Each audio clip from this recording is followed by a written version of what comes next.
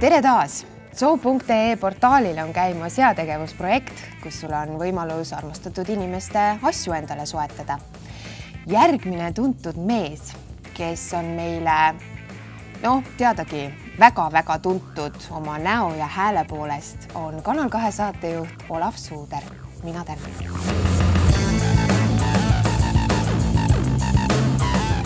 Inimene peab ka iseenda huvide peale mõtlema ja kui soov selle ettepanekuga välja tuli, et müü midagi maha, siis ega loomulikult ma ei hakka müüma maha oma maja või autot või midagi sellist, mida mul vaja läheb, vaid ikkagi midagi sellist, mis on juba kodus ülearune, aga mida võib siiski kellelgi vaja minna ja mis töötab. Ja siin on üks arvutimonitor.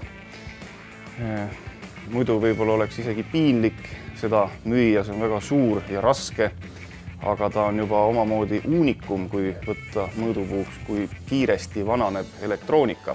Teisipidi ta töötab väga hästi ja see pilt, mida see monitor näitab, on siiski hea ja näiteks selliste kohtade pealt, kus on vaja nõudlikkust pildi suhtes, näiteks arvutimängudes ta on isegi parem kui praegused lameekraanid ja sellega käivad kaasa veel ka kõlarid, mis on suhteliselt vähe töötanud, aga kaua seisnud ja kui kellelgi läheb seda vaja, siis kõik see kokku maksab 50 krooni. Kuna peres kasvab laps, siis on selliseid asju, millest lihtsalt laps on välja kasvanud ja siin on üks murdmaa suusakomplekt, kus saab sõita tavaliste saabastega. Seda on hästi vähe kasutatud. Suusad, klambrid ja suusakepid. Nii et see on küll, peaks olema täiesti toimiv ja funktsionaalne asi. Siin on 150 krooni eest ära müüa üks käsitolmuimeja, 3,6 volti ja sellel tolmuimejal ei ole ka mitte midagi viga. Miks ta nüüd majapidamises üle jäi, võib-olla meil on liiga palju tolmu. Igal juhul mastaabid justkui ei sobi, nii et samas autos on sellega väga mugav tegutseda ja ehk leiab endale sümboolse hinna eest hea peremehe, kellel seda vaja on. Ja siin on vähe kasutatud mahlatsentrifuug.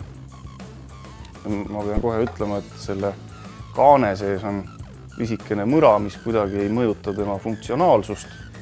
Ja sellega on päris lõbus tegutseda, aga jällegi, miks seda oleks vaja maha müüa, on see, et minu majapidamises läksid mahlapidamise mastaabid natuke selle masina jõudluse jaoks liiga suureks, aga sellega on tõepoolest hästi põnev tegutseda iseenesest, kui kellelegi huvi pakub.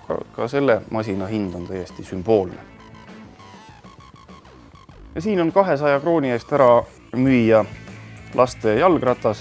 Selliseid liigub Eestimaa teedel päris palju ringi. See on müügiks spetsiaalselt ette valmistamata. Ajapuudusel sõidukeid ju valmistatakse ikka müügiks ette, aga tegelikult ei ole siin rohkem vaja midagi teha, kui abirattad kõvemini kinni keerata ja rehvid täis pumbata ja siis saab jälle üks noorema generatsiooni esindaja oma rattadebüüdi sellega tehtud.